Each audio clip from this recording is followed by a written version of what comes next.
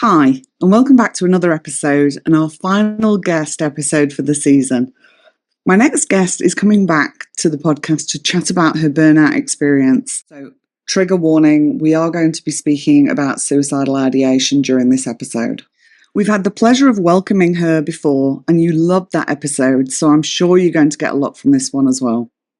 Cherie Clonan is the heart and brains behind the Digital Picnic, a trailblazing digital marketing agency that's become synonymous with cutting-edge strategy and authentic connection. An autistic PDA CEO who proudly embraces her neurodivergence. Cherie has built a business that champions inclusivity from the ground up, making TDP a place where neurodivergent talent isn't just accommodated, but celebrated loudly and proudly. Cherie also generously gave her time to read my book, and her praise had me in tears. It's my absolute pleasure to welcome Cherie back to the podcast. Welcome back, Cherie. Thank you so much for joining me. Thank you. I'm really proud to be back, and I think there's been a background update because I'm looking at you right now and I can see your book in your background behind you, so that especially makes me so proud. Thank you so much. Yeah. So, can you give us a brief background for those who haven't listened to our previous episode? Yeah, sure. Well, about myself? Yes, please. Yeah, sure. Okay, well, I am Cherie Clonan. I own a digital marketing agency here in Melbourne, NAM, and I'm really proud about, connecting my name with a business that can do better in an industry that sort of ends up forcing people to not do so great by people. I just think we can do better than that. So I created a business that could do that because we should. And so that's what I do. So it's not just, it's not just digital marketing. I say that to anyone who'll listen. That's the easy stuff that we can probably do with our eyes closed. But I'm really proud of what we achieve while doing our day-to-day. And it's the way that I and we serve our people. And as it turns out, 11 years in, we're even starting to design world-first policies, which I think are bare minimum. I just hope that we can be influencers in our industry and teach people that you can be profitable and still care for people. So, yeah. Yeah, I love watching what you do, obviously. The sort of work I do about burnout prevention and well-being and treating ourselves as human first. And you really do run a business that sees people as the humans that they are and focus on their well-being, which is just fantastic. But you had a time where your well-being wasn't so great. So let's talk about that. And when did you first realize, and when was it that you had your burnout? I think my burnout was a slow burn. That I probably didn't recognize. So I think it really began postpartum-ish with my second child, my daughter. And it sort of, it was genuinely a slow burn. I think as well just confusing because I would have thought that any new mum and sleep-deprived mum would, and probably, well, not should, but you can expect that they would be tired, But for me, back then, especially not knowing that I was autistic, I was not well. The level of just everyday scream / sensory hell for me. I'm an excellent mum, but babies are really hard for me. I would say I come home strong from toddler and beyond, but babies, I just need to understand what's wrong. Why are you crying?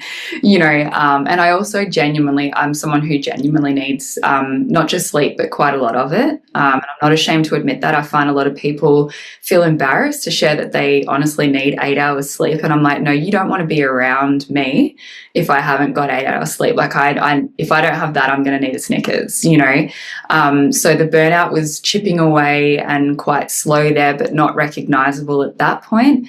And then I would say it really hit by 2018 because especially work was colliding with what I'd not resolved, around that time. And I was in a really, really unhealthy business partnership at the time, just unhealthy for me. And probably that person too, honestly. We just didn't work at all. And I've never been so honestly miserable. It was an unfair business partnership because I would say that the workload was honestly predominantly coming my way. And that was on me.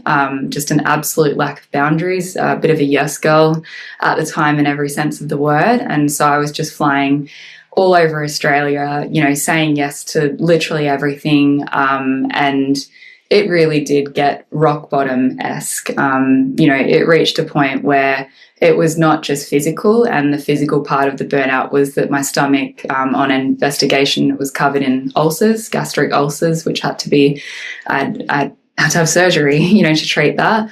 But mental impacts as well. So for the first time in my life, really intense, and your audience will need a trigger warning, obviously, but incredibly intense suicidal thoughts. I could not see a way out, a way up. My brain had begun to play the genuine tricks on me, where I was talking to myself about my value to the kids being worth more in terms of life insurance than me being around. I thought that, I could just,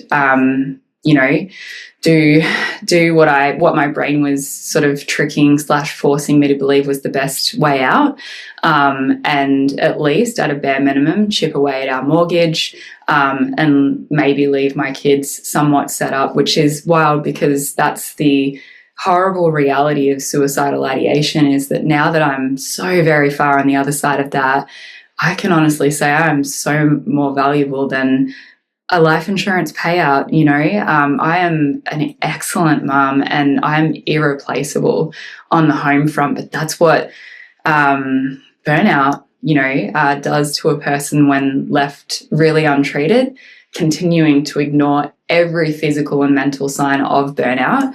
At that point, still being an undiagnosed autistic woman, so genuinely believing there was just something so very wrong with me, and yeah, that was genuinely the rock bottom. I can remember making plans, being really scared to be left alone, trying so hard to reach out for help, but probably not in productive ways or logical ways. I thought that people would just know that I was struggling, but they don't, especially for a high masking, high achieving woman.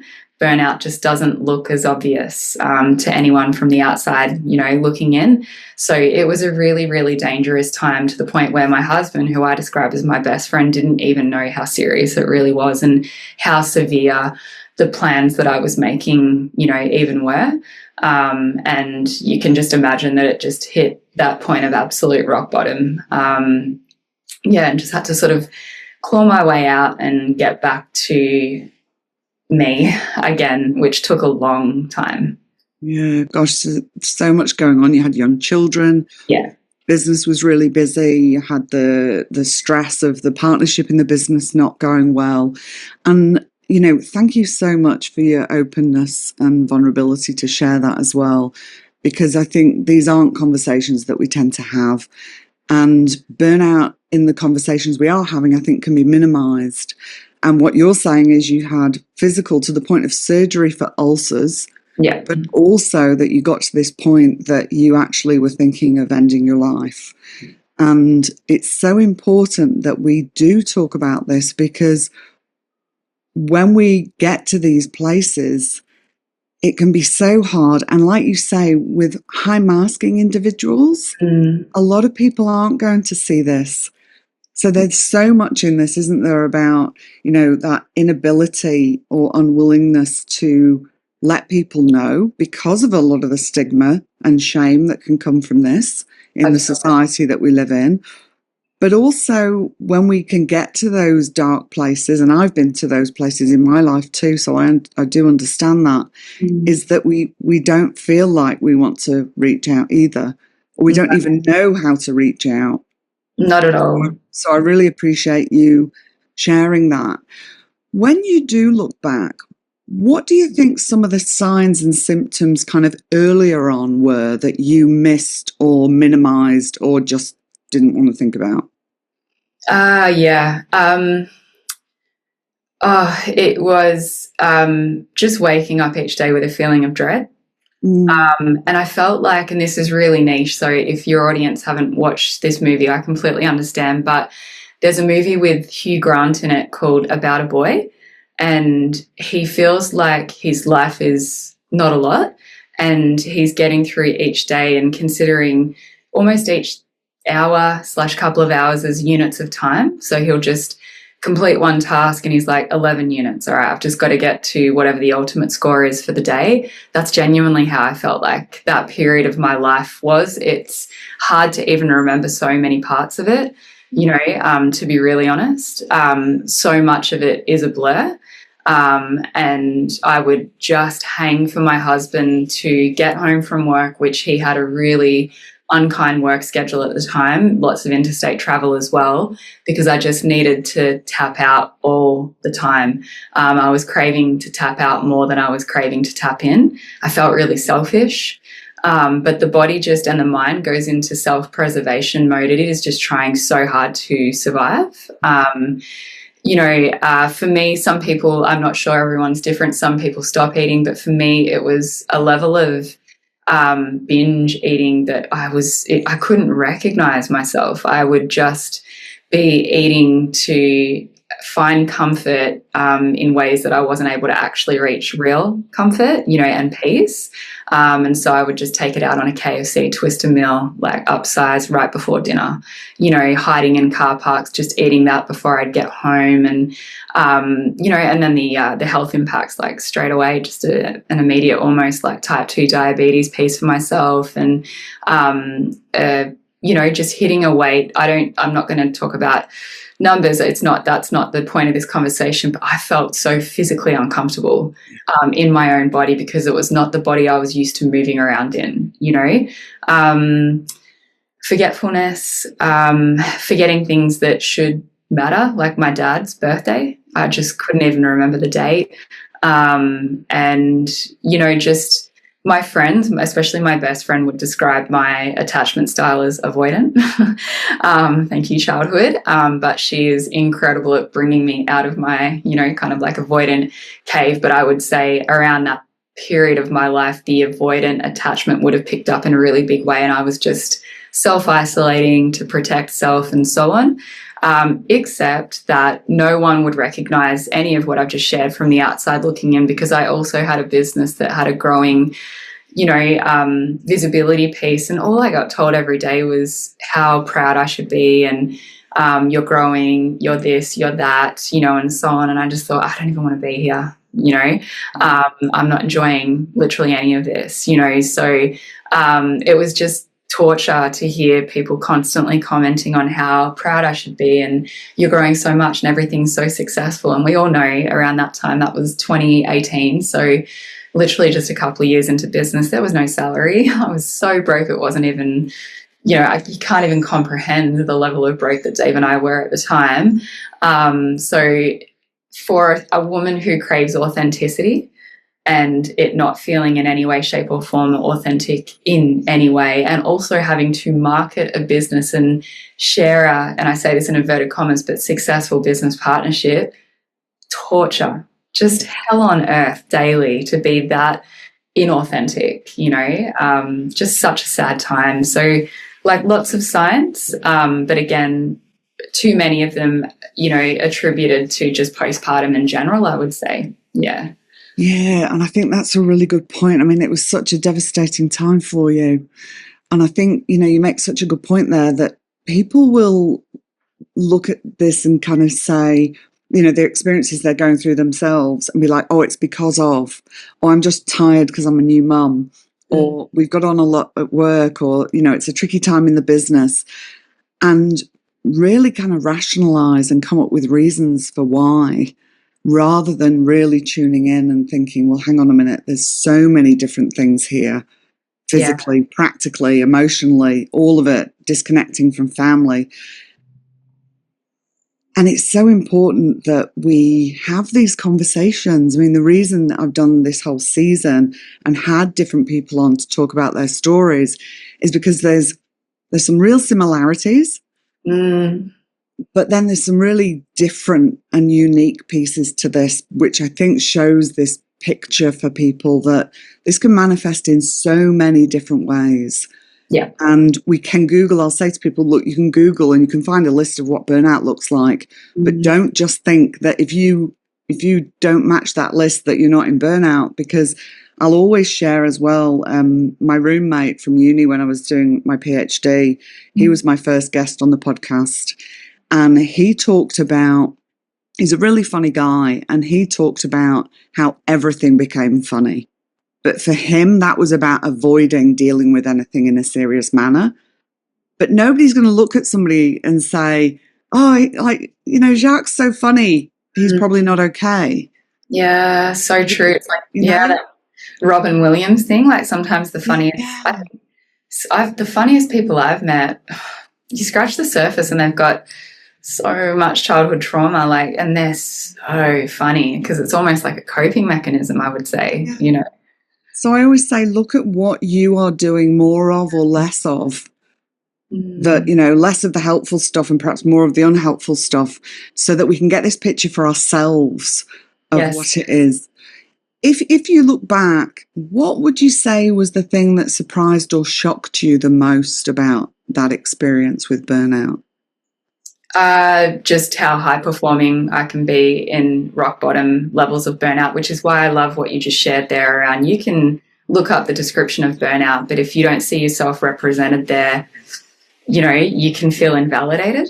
No one still to this day would know how rock bottom things were for me around that particular time.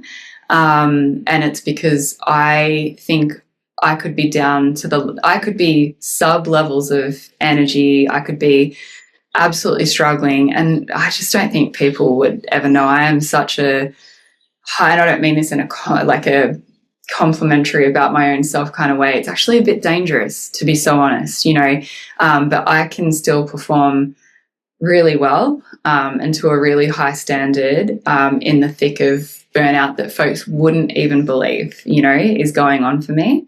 And that's what scares me about me the most. It's why people aren't going to reach out and say, are you okay? In fact, I don't know that I've ever been asked if I'm okay. I could count on one hand how many times people have asked that, and I know why. I'm just so high performing / high masking, Yeah, it's such a good point, because when we see people who are very high achieving and, perhaps their business looks like it's going well or it is going well, we never quite know on social media these days, but, if it looks like it's going well and they're doing all the things, you don't assume that people are not okay in general.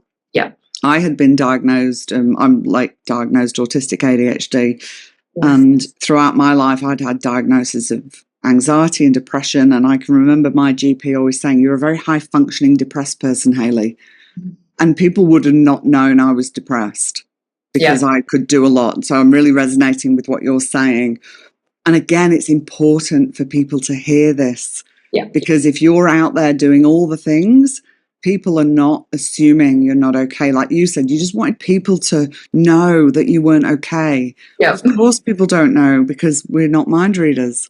Absolutely. So these conversations, I'm so passionate about having these conversations, because there's so many things, whether it's the different types of symptoms that people are minimizing or missing or not realizing could be the pathway to burnout, or that people are holding this to themselves and pushing on and pushing on and pushing on because they think that's what they need to do.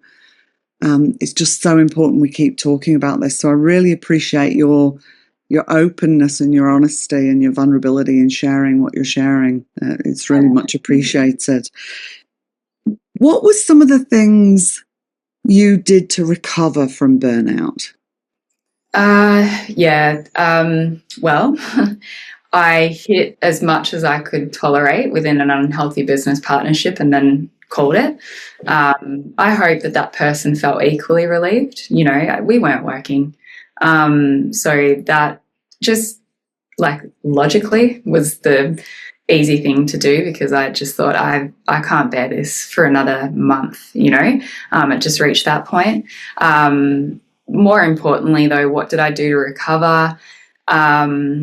I needed a quiet room kind of treatment approach to recovery. So my husband took our kids away one weekend per month to his parents' house, which really helped me because for 2 days I could sit in our home in complete silence. I didn't even turn the TV on. I'm not a TV girl anyway, so that's not actually a really big deal, but I didn't even play music, and I'm a huge music person. There was not a single sound that got turned on at all.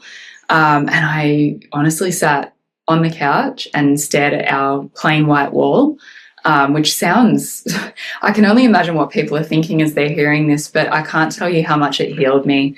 I needed the silence. I'm an autistic woman whose sensory quadrant is sensory avoidant.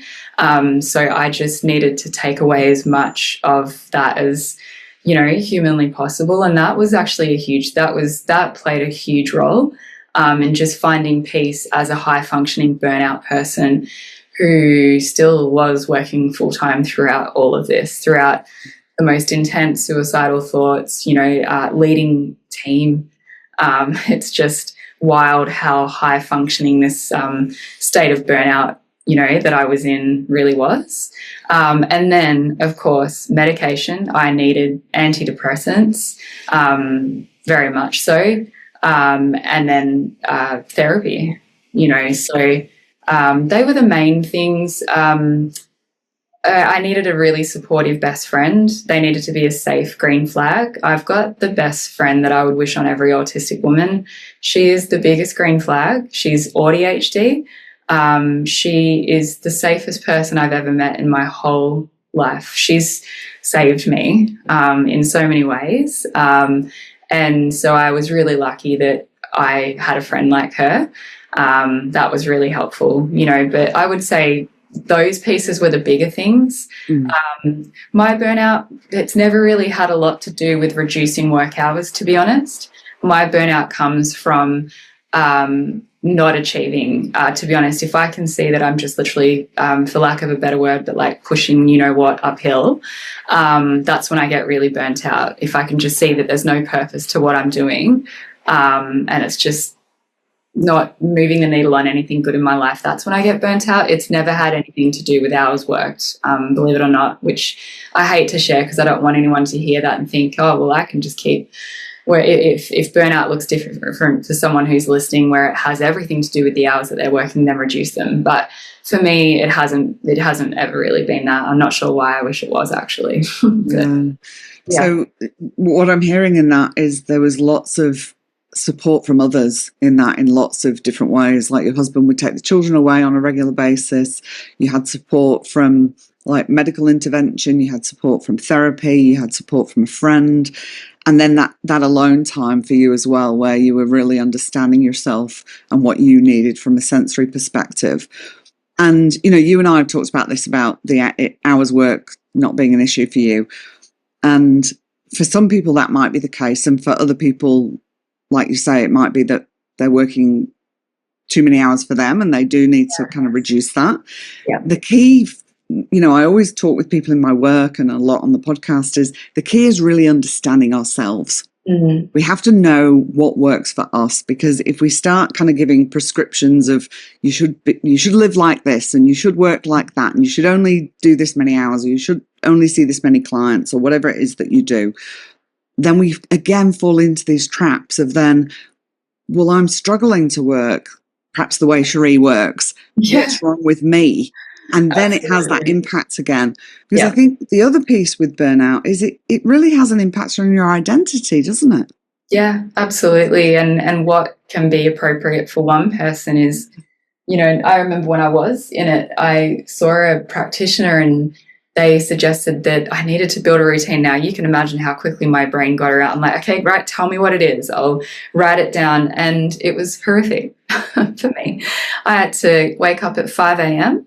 I don't want to wake up at that time. And I had to go for a walk and look up at the sun for 20 minutes or something and make sure that the vitamin D somehow got into my body. Now, fair enough. I understand why that would work, but I was a busy mum to two very young children trying to pull off kindy runs and school runs. I don't have, honestly, unfortunately, I don't have time to wake up at 5, start my day earlier, peer into the sun at 5:45 or whenever the sun happened to rise, for 20 minutes. I just don't. I would rather sleep in, get the school lunches made. Like, that just added so much extra stress. I think within a month I was like, I hate this. I want to see the bloody sun. I want to sleep. Yeah. Absolutely. And you said earlier, you're somebody that needs at least 8 hours sleep. So asking you to get up at 5 o'clock is not going to be helpful. And we need to be really careful because there are so many prescriptive ways of living that are being, promised wonderful outcomes for everybody. Yes. And we can fall into, well, maybe it's about me. Maybe I just need to fit myself into that. Maybe I need to change how I think so I can do it that way. And I always come back to, you need to understand yourself and you need to design it in a way that works for you. And we can find beautiful ways of nurturing ourselves and nourishing ourselves that don't look the same as somebody else, but still have the same benefits. So I'm really glad you mentioned that as well. Yeah. Now, you and I have also talked, and you've been very public as well, that this year for the digital picnic, and no doubt your personal life as well, has been massive. Yes. And of course, I'm always on the sidelines watching. Are you okay? Are you okay? Thank you. Because I love you dearly. Thank you. Same. So what are you doing, having had that experience of burnout? And I'm sure, like myself and many other people who have had significant burnout, you don't ever want to be back there. Mm-hmm. So what have you been doing to help prevent burnout happening again? It's a really, really good shout. And I would say I have just teetered so dangerously close to burnout this year, not by choice.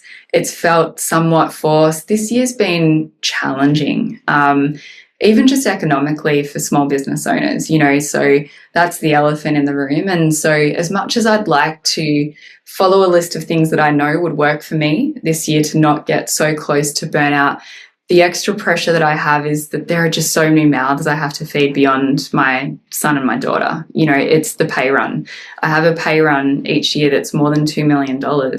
You can't even imagine the pressure that's associated with a yearly pay run like that, and so I've almost set up my own quiet room, like what I mentioned before with the 2-day weekend, except that it's just been an all year round quiet room. I had to tell my friends I knew what this year was going to be like by January 2025, and I had to sit. And when I say friends, as if it's plural, I have a really small, I've got less than 3 friends and I'm really happy, but I had to sort of sit them down and say, you're not going to see a lot of me this year because I have to do X, Y, and Z, and I promise I still love you and I want to still feel loved by you. But friendship with me this year will look a little less like ... and a little more like WhatsApp audio back and forth or, whatever it might be. And I'm really lucky that I've not been unfriended this year. I've set up my quiet room and I'm glad that I didn't force myself to keep catching up with them all year round, because I can say honestly to you, come Friday every week of this year, I've got not a single spoon left, at all. There's not a single spoon. And I've spent most weekends just recovering from the week. And I'm glad I didn't push myself to do more. I feel bad a little bit that my friends have seen so much less of me because they're so good for me too. I should at least be able to benefit from their friendship, and I'd like to give them the warmth of mine in return. But it just hasn't been, that kind of year, unfortunately, and I knew from January. So it's been really hard, but the same thing has popped up. I know from the outside looking in, people are like, TDP are killing it, TDP are this, you're that, and it was really especially confirmed to me, I guess halfway through this year, where someone, any business owner can relate, you'll not win every person over in terms of like customers. And there was one example where I had a moment where my boundaries lapsed a little bit. I should have pushed back on someone, but I didn't. And in trying to give them what they wanted to keep them happy, you know how it's going to go, and quite the opposite was achieved.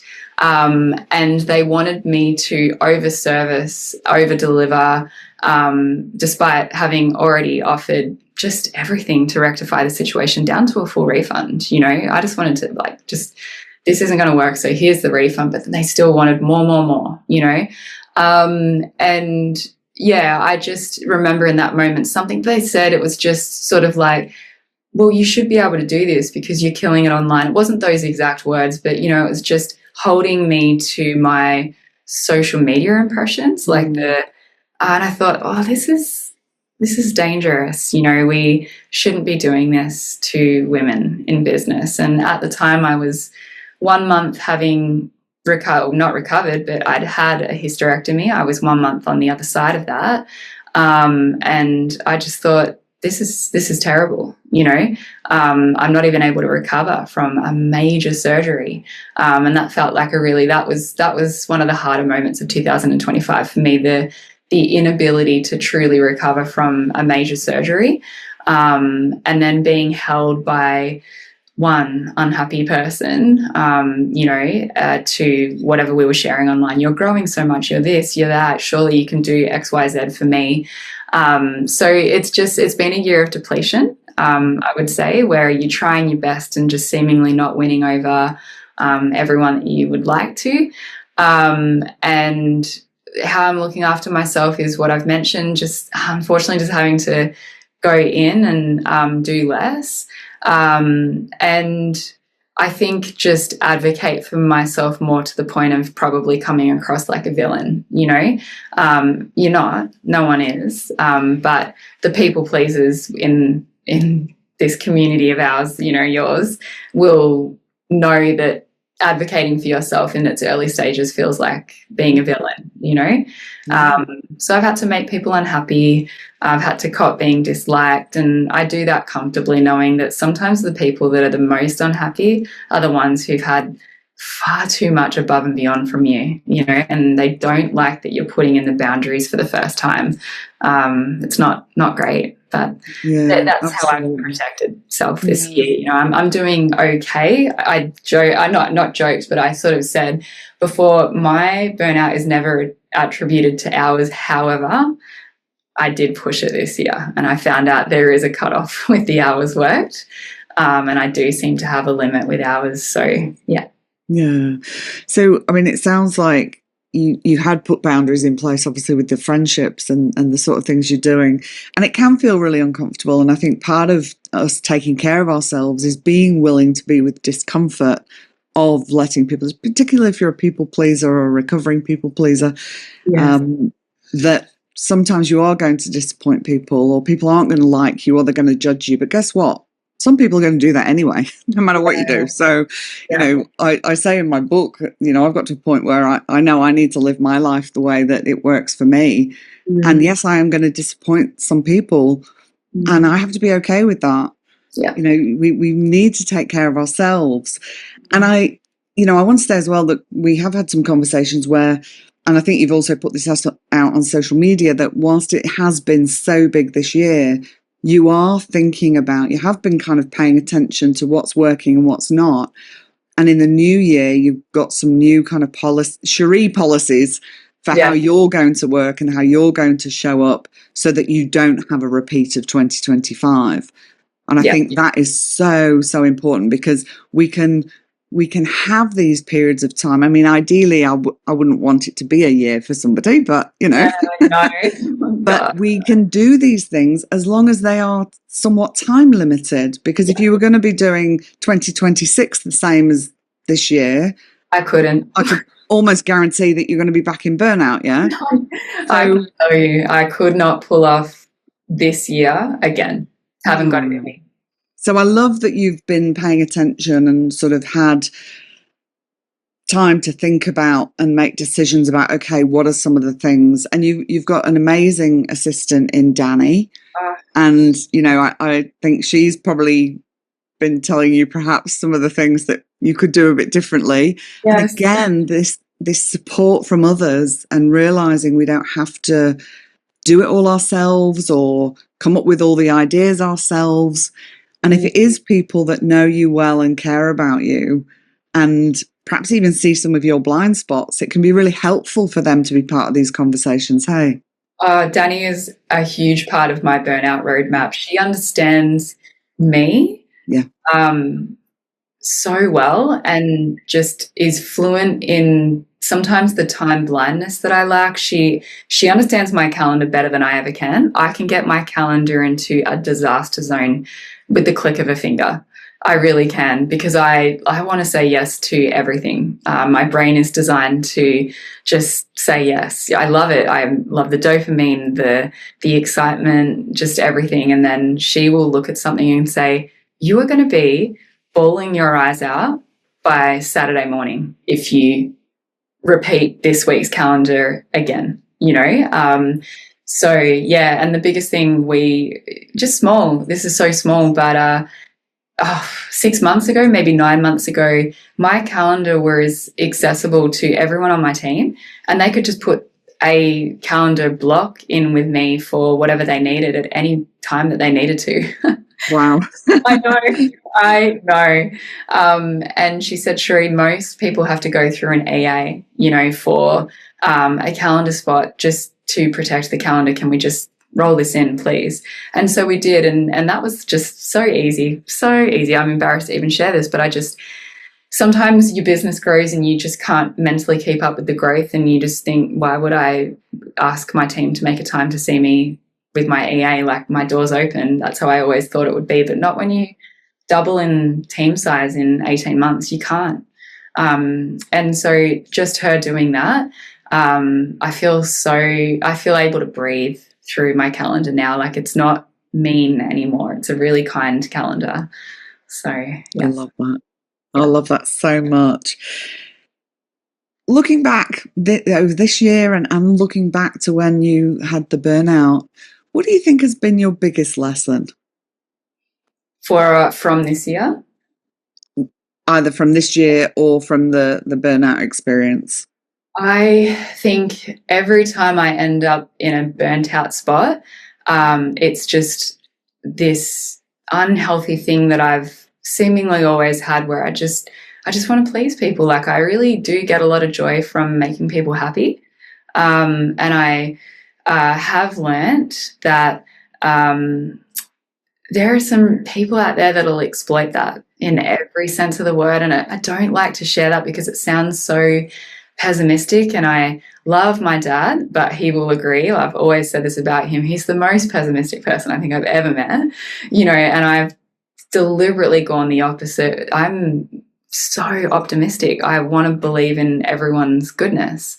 But the way that I move through the world, I've just learned the hard way, time and time and time again, that people see me as a weak link and something to exploit.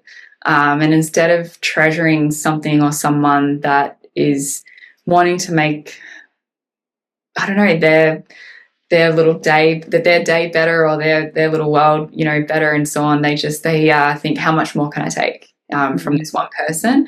That's my real weak sort of link / spot.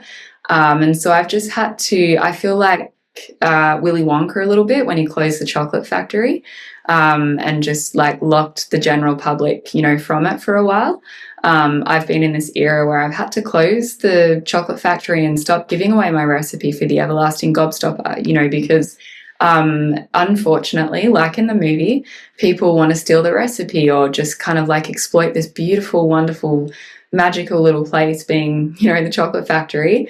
And I'm not sure if I'll reopen my doors, because I actually like being in the factory these days. The way that I'm moving through the factory, I'm just hanging out with my Oompa Loompas and, my own peeps, and I kind of like it here, and I'm not ready to throw the doors open yet, or maybe again, I don't know the answer to that just yet. So that's what I've learned, is sometimes you can keep a recipe to yourself, and you don't have to be everything to everyone. And burnout prevention for me looks like just keeping the magic of the everlasting gobstopper inside, rather than feeling this need to give everything of myself to everyone.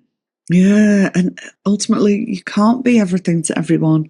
And No. like you say, that there are people who will always want more or, take advantage of your kindness. And I think probably a lot of people listening will be able to resonate that they've had experiences with that as well, Yeah. particularly if they're neurodivergent. Yeah. So thanks for sharing that as well. If you had one thing to say to the people listening, what would it be? I would love for people to get to the place of radical self-understanding a lot sooner. I really wish that it didn't take me until my 40s. I really wish we could build this in somehow so much sooner. And I'm trying to do it now with my children, both neurodivergent.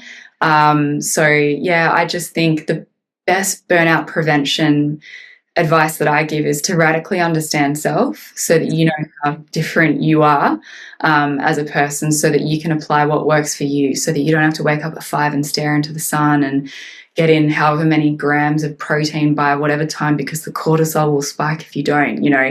Actually, that advice followed for a month spiked my cortisol higher than it's ever been. So I just want people to really know so that they don't have to follow prescriptive advice that suits a general population and can instead be applied to just them. So that requires radical understanding of self. Just go deep.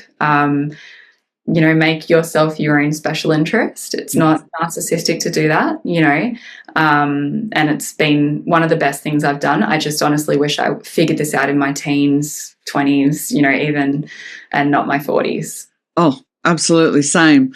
And you're not going to get any argument with me about that.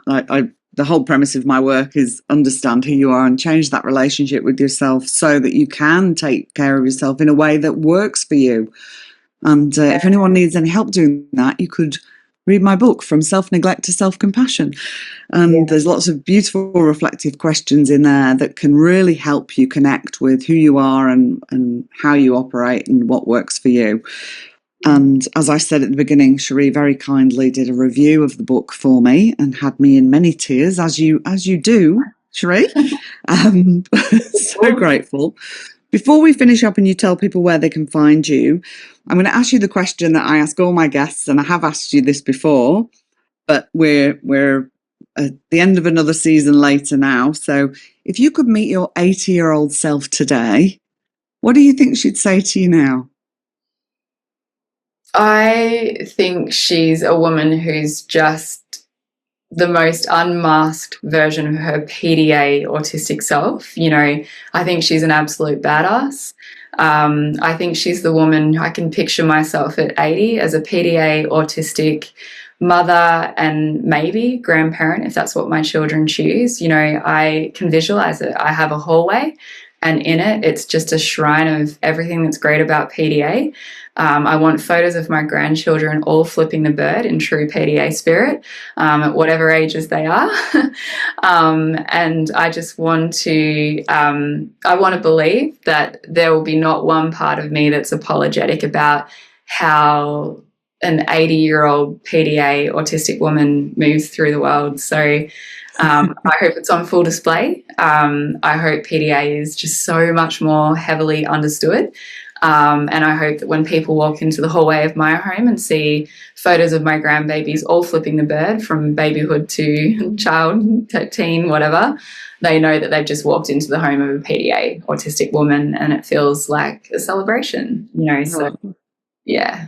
That's so beautiful. I am somewhat older than you, so I will hope that I am still living my life and will be able to have more chats with that amazing 80-year-old woman. But if she came to you now and she knocked on your door and she walked in, what do you think she would say to you today? I think still she would say, stop trying to win people over who never wanted to be won. I think she would probably grab me by the shoulders and just say, she'd give me specific examples. And I have reminders all the time where I feel like I've gone to the ends of the earth for a person only, and this is I'm sure, autistic woman especially can relate to this, blocked on every social channel with no explanation as to why. You know, when you've gone to the ends of the earth for someone, you just can't even understand it. And she would just say, let it go. You know, they didn't deserve you, you know, and so on. So I think still at the moment today, she would be, I'd be copying a bit of a lecture, but shared with love, you know, and probably she'd just be forcing me a little further down towards just claiming villainhood and like really just embracing it. And I'm a happy little villain, you know. Yeah. I love that. We should all be claiming more villainhood. Yeah. That's fantastic. Yeah. Cherie, it's been an absolute pleasure again to have you on the podcast. I really appreciate you coming. Can you let people know where they can find you? Yeah, sure. And I'll put that in the show notes as well. Okay. No worries. They can find me wherever they like to hang out. I'm a social media strategist by Monday to Friday design, so you can hang out with us, whatever platform you prefer, LinkedIn, Instagram, you know, Facebook, TikTok, and so on. Otherwise, if you're more of like a website person, www.digitalpicnic.com.au. So. Fantastic. Thank you so much. Again, I really appreciate your openness, your honesty, and your vulnerability for sharing your story. Thank you so much. Thank you.